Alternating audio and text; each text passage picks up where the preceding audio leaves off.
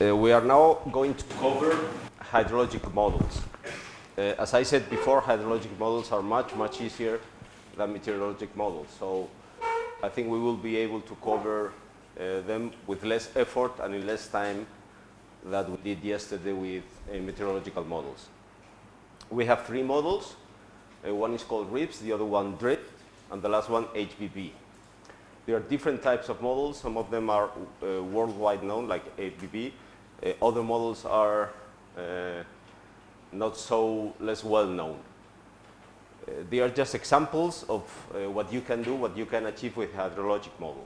Since some of you from your background probably haven't used a hydrologic model, we will start with a very brief overview of what a hydrologic model is and what it does.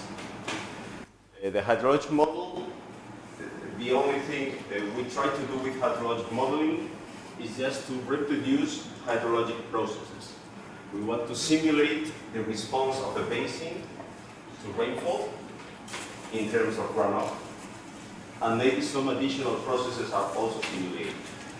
In order to be able to do that, you need to reproduce a set of basic processes, formulate them mathematically, and solve the equations. Now, not all models reproduce all processes that can take place in a basin. Depending on model objectives, you can go for a more simplified version or for a more complex modeling structure.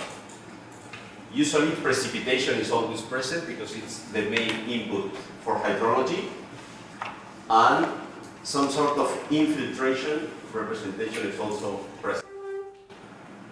And finally, flow propagation along the network is also an essential component of hydrologic modeling. The other components or processes that are listed here are optional. Some models do have them, some models just do not require to reproduce that in order to achieve good results. As opposed to meteorological models that are basically composed of partial differential equations and are basically a system of partial differential equations that has to be solved through numerical schemes, hydrologic models can take many forms. So there is a wide variety of modeling approaches and modeling types in hydrology. Some of them are event-based, which means that they are only trying to reproduce one single event, while other models are continuous, which means that they try to reproduce the behavior of the basin over a long period of time, of several months or years. Some models are black box, which means they work just like an input-output transfer function. We don't really care what's in between. They use numerical schemes to fit model output to observations, but they don't have physical processes reproduced within them. Other models are physically based, in which it means that they are very similar to meteorological models. They write down partial differential equations and try to solve them.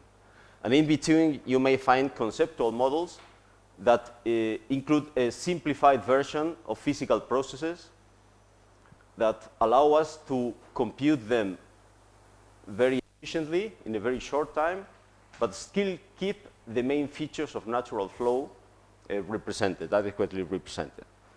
Some models are time invariant, other models are just persistent, time invariant. Some models are linear, others are non-linear, some are deterministic and others stochastic. So as you can see, there is a wide variety of hydrologic models. We are just going to introduce three of those.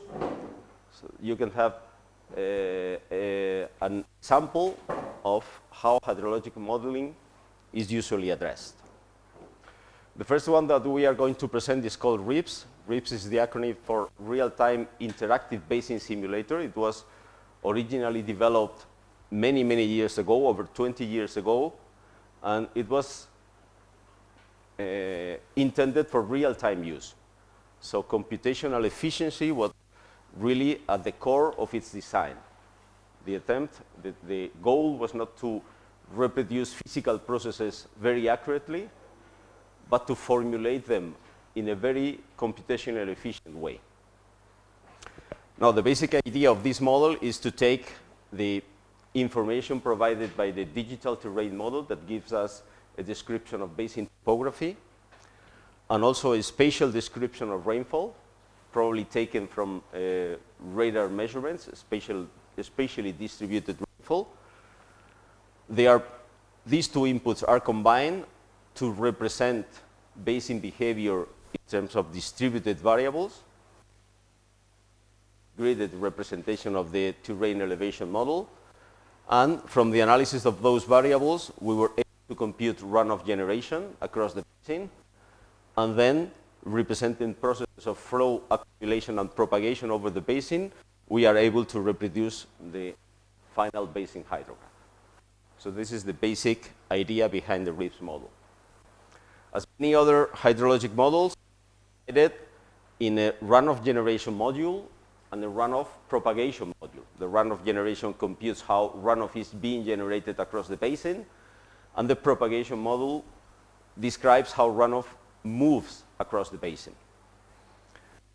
For the runoff generation module, we adopt a description of the basin in terms of a soil column, and we apply a specific simplified model of infiltration, that is kinematic infiltration, to reproduce how runoff is being generated locally in each of the grid squares that constitute our description of the basin.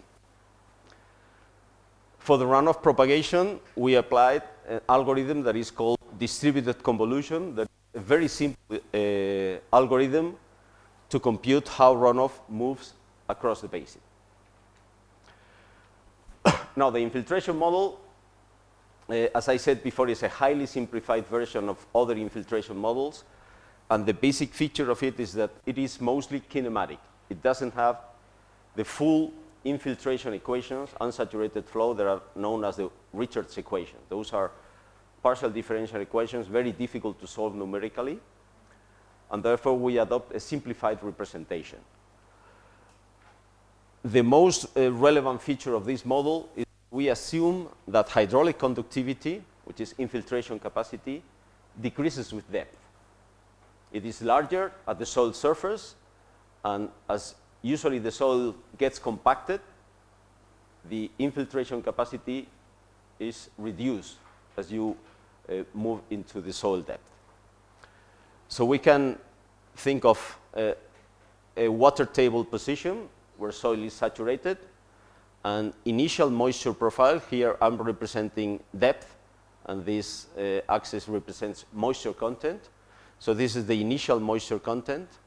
And when it starts raining, you get an infiltration moisture wave that is propagating downwards as a result of rainfall. We can identify a wetting front that is moving downward. It may so happen that this wetting front reaches the level at which rainfall rate is larger than infiltration capacity, and then saturation develops.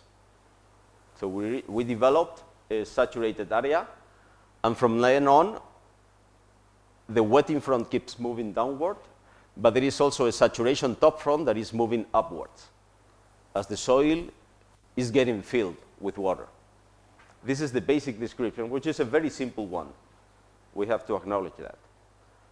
But it still keeps the main features of observed infiltration in many basins. I just prepared an animation so you observe how the infiltration model works. So we have the initial moisture profile, the water table depth here, and it starts to rain, and then we get the moisture wave. As we move along, the wetting front is proceeding downwards until it reaches saturation. This is the saturation level. From this time on, we develop a saturated region within the soil profile, and that saturated region is becoming larger. The wetting front keeps moving downward, the top front is moving upward, and at the end, it may reach saturation. Which means that from the point of view of runoff generation capacity, we may have an unsaturated grid square, a perch-saturated grid square, in which at the surface you still have non-saturated soil, but it's saturated at a deeper level. Surface saturated, which is the situation where the top front reaches the surface, and the moment the top front reaches the surface, the infiltration capacity gets decreased very suddenly. And we can even, if the wetting front proceeds down to the water table, we would have a fully saturated grid square where the infiltration capacity gets reduced to 0. So these two types of grid squares would produce what is called Hortonian infiltration, in which we only get runoff if the rainfall intensity is above the surface hydraulic conductivity of the soil, whereas these two other grid square situations would produce the saturation from runoff, saturation from below type of runoff generation, which is usually occurring in saturated areas near the streams, not in the hill slope, but as you go closer to the stream. There are equations that govern the evolution of the model basic state variables, and they describe how runoff is being generated and how infiltration proceeds across the basin. Surface flow routing has, as I said before, the distributed convolution equation, which is a very complex name for a very simple concept. So imagine each of these grid squares is generating some runoff. What we do with it is propagating the runoff that is being generated at every grid point within the basin across the drainage network to the basin outlet. And for that, we identify a hill slope path and a stream path. We assume different travel velocities along the hill slope and along the stream, and therefore, we can compute the total travel time for each of the grid squares of the basin. We delay the runoff response of each grid square by that travel time, and by aggregating all of them, we compute the final basin hydrocap. So it's a very simple procedure. It's highly simplified. The actual physical processes that take place in the basin are much more complex, but this is usually good enough for operational purposes when you need a quick and fast response. Now, in order to include the model in DRIHM, we can identify different model parameters. Some of them are related to soil properties and are usually linked to some sort of soil analysis, a soil description taken from soil maps or from field work in the basin. These are the saturated hydraulic conductivity, the saturation moisture content, and the residual moisture content, and the pore size distribution type of parameter that appears in the Bruce-Corey parameterization. And then we have some calibration parameters that we use to fit model results to observations. Some of these calibrations parameters have some physical interpretation, but we should not interpret them just only exclusively in their physical terms. We should perceive them as some parameters that are used to fit our model results to observations. These four calibration parameters are F, which is the rate of reduction of hydraulic conductivity with depth, the anisotropy ratio in the soil, which contains the relation between hydraulic conductivity in the direction parallel to the slope and perpendicular to the slope, which is usually much lower, and the two kinematic parameters that control how fast the water moves along the drainage network, the hill slope velocity and the velocity ratio, which is the ratio between hill slope and stream velocity. So these are the four calibration parameters that we need to fit, we need to define during calibration, and that we will have to use in the DRIHM port. The data structure is much easier than that of meteorological models. We have some static data that are derived from the digital terrain model, the drainage direction, the slopes of each grid square, and the distance to the nearest stream. And then there is another distributed soil map where we identify the different types of soil classes that we have. Then the soil properties are specified for each of the soil classes identified in the soil map, and those are the only input data that are required by the model to describe the static or permanent data. Then we need to specify the water table depth across the basin. And this is the basic initial condition, because through this parameter, through this description, we can distinguish between dry basins and wet basins. So as the basin is getting more and more wet, you can expect the water table to become shallower and shallower. So by changing the water table depth set that we are using, we specify whether a moist state or a dry state. And finally, we need to provide the model with the rainfall maps, a spatial description of rainfall intensity. So those are the three sets of input data that are required by the model. Now, the model results are just a description of the model state variables, which are these four, these three: moisture content, top front position, and wet in front position. The model output, which is runoff generation. And then, through the distributed convolution, starting from the runoff generation map, we compute the basin hydrograph. Now, how is data stored to handle or to manipulate this model? The typical way of storing data is by having one directory per model instance, which is per basin. In this directory, you store the static data, geomorphological data, the directions of drainage, the slopes, distance to stream, etc., and the initial water table files. And then for each of the events that you want to simulate, you allocate one directory for rainfall measurements, for state variables, model state variables that are sometimes required to analyze how the model is working, and for model output. Finally, there's also another directory to store shell scripts that are required to run the model. So the data structure is relatively complex, but of course not as complex as that of meteorological models. Now, in order to execute the model, the way we prepare the data for the model is through a shell script. This is a shell script where you provide the executable of the model with all the information that is required to run it. In the particular case of RIPS, we have chosen to specify model data and model parameters through environmental variables. So in the shell script, first you set the values for the basic environmental variables, and then at the end you run the model executable.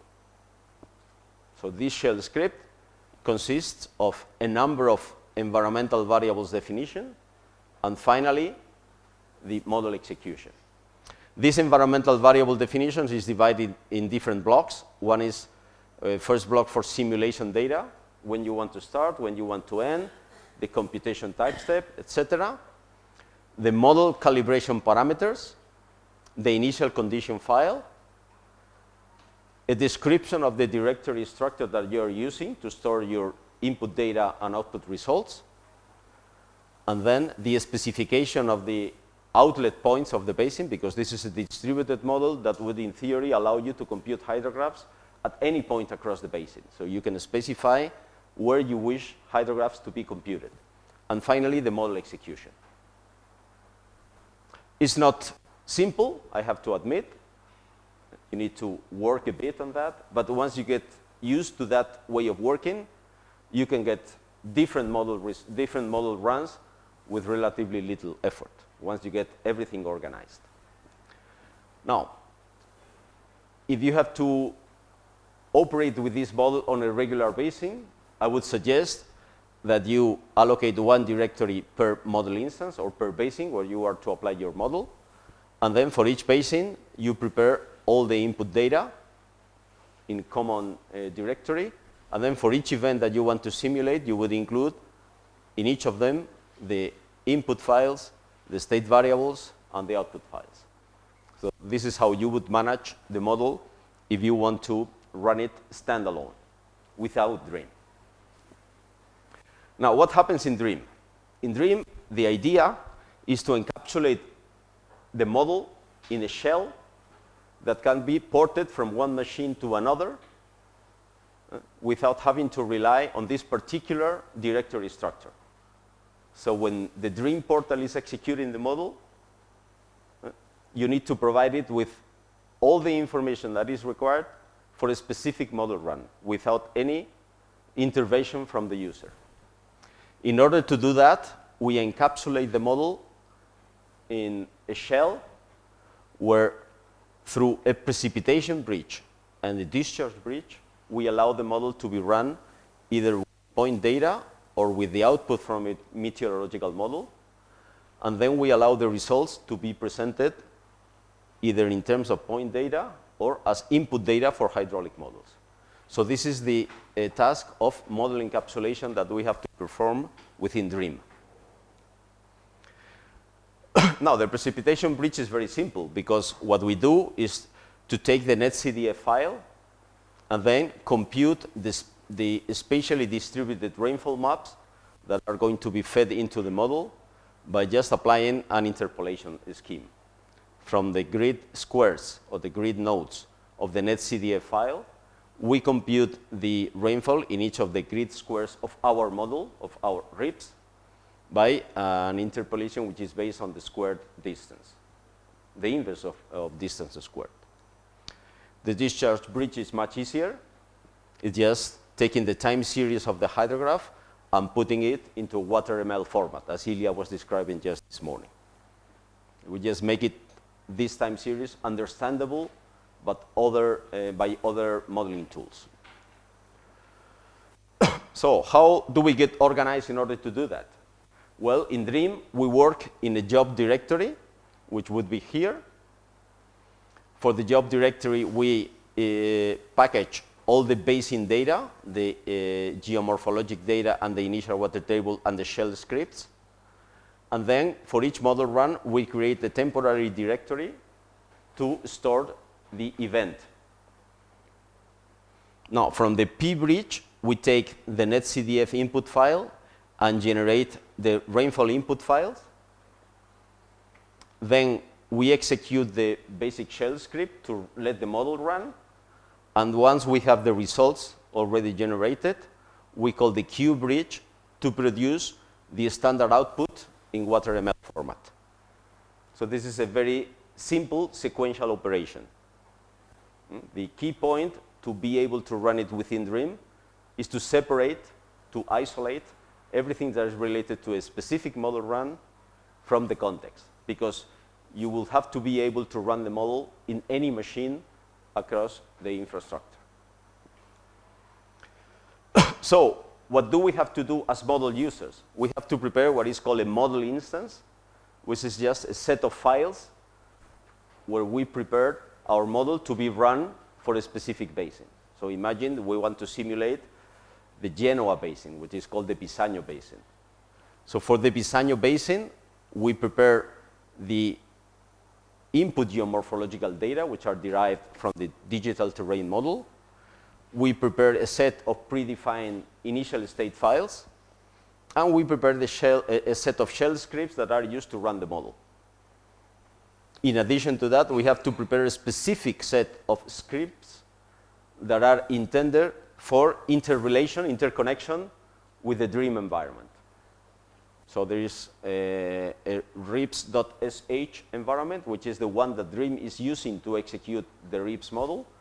And this rips.sh would call the execution file, and the execution shell script will call our DRIHM version for the basin of interest, say for the Bisagno Basin.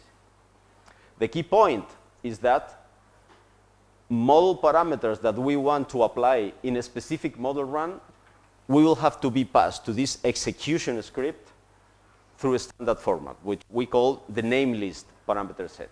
That name list input file is prepared by the portal when the user requests a simulation and is then fed to the execution shell script to let the model run. You will see how it works in the practical cases.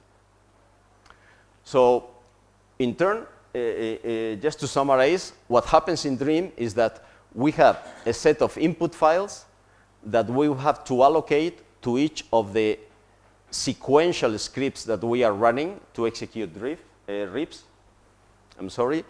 to connect the input data that are selected by the user to each of these sequential steps that we have to perform.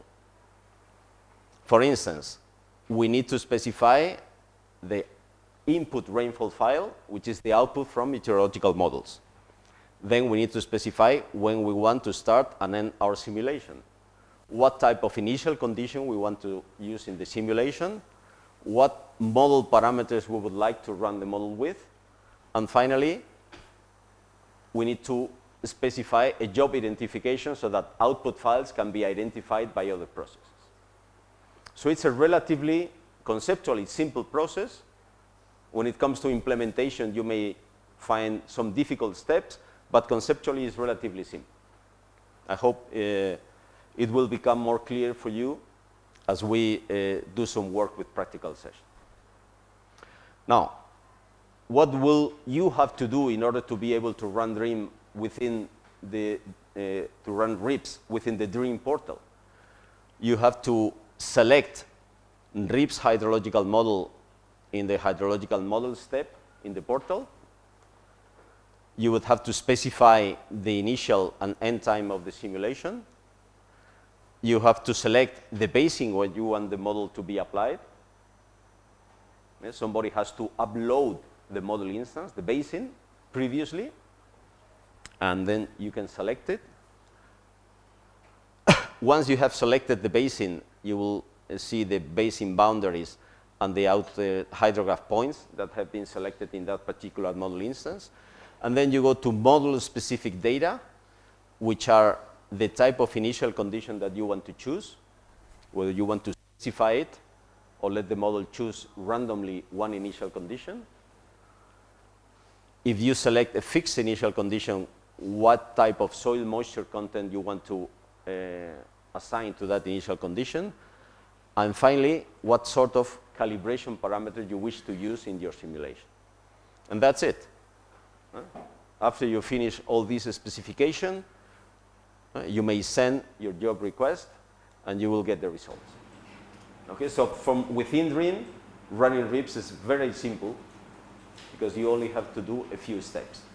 If you had to do it in a standalone version of RIPS, you would have to edit the shell script and change whatever is required to adapt that shell script to your particular simulation you want to run.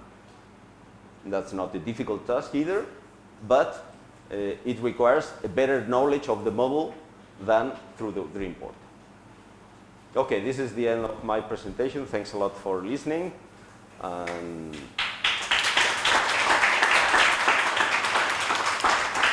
let's see if you have any questions or, yeah. Which interpolation methods are being used in the model? The question is, which calibration model? No, interpolation. Interpolation? Methods.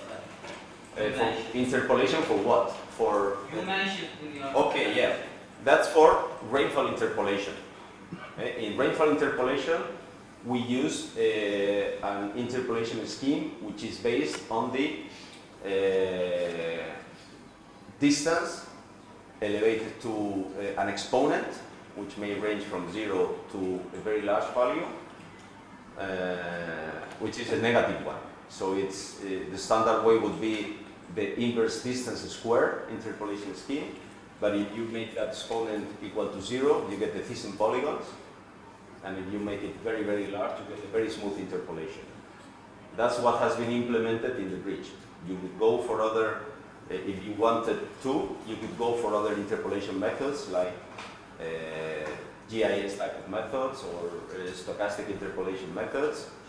But so far, we've implemented this in inverse distance square. Any other question? Yeah, is it possible to calibrate the model in DRIHM Infiltration? Yeah, well, DRIHM, so far, we haven't developed a workflow intended for model calibration. We think that model calibration has to be performed by the model owner, which is a DRIHM user that decides to share his or her model so that the community can use it. It's his or her model application to a specific basin. So you have to perform your calibration beforehand on your own. And then once the model is already calibrated, you upload the calibrated model results to the Basin. However, if we have time, we would like to develop some workflow intended for model calibration that would imply random variation of model parameters and comparison of the hydrograph generated with the observation using any sort of speed measure. And that would be a very efficient way of doing model calibration, because if you can submit the job to a high-performance computing infrastructure, you would be able to get those results in very little time. But so far, we are at this time in the phase of model execution of calibration. But it can be done in the future. So, in principle, it's possible to send many jobs with the same model with different values of these parameters. Yeah, it is possible. So it's a sort of calibration you can. Yeah, if you go for a Monte Carlo type of calibration approach, which is what we use in RIPS, for instance, you would be able, in theory, to submit 100 or 1,000 or 100,000 jobs with different values of calibration parameters, and then get all the results and apply some sort of performance statistics to decide which of those parameter combination gave the best result. But we are not there yet. We might be able to do that in the future, but we are not there yet. Sorry for the second question. This means that now you can use the model only with that set of parameters. Yeah, we now, as model user, you upload a model instance in the system, and that instance is already calibrated. Okay, and you have to choose whether you want to use calibration A or calibration B, because maybe you calibrated following two different strategies and you want to compare results. But so far, the workflow is not intended for model calibration. It may be in the future, but not so far. One last question over here, because we need to move on. Is the runoff propagation 1D? And how does it model the flood? Okay, the question is whether runoff propagation is 1D, and it is indeed 1D, and it's based only on the distance to travel and some fixed stream velocity and hill slope velocity. So it's a very simple runoff propagation. But how does it represent the flood then? Is it through the cross sections which are already? No, the question is how does it represent the flood through cross sections, and it does not represent any kind of dynamics of free surface flow of water. It's just travel time. It's a kinematic model. Okay. Travel time. No dynamics involved. Okay, thanks a lot. We need to move on.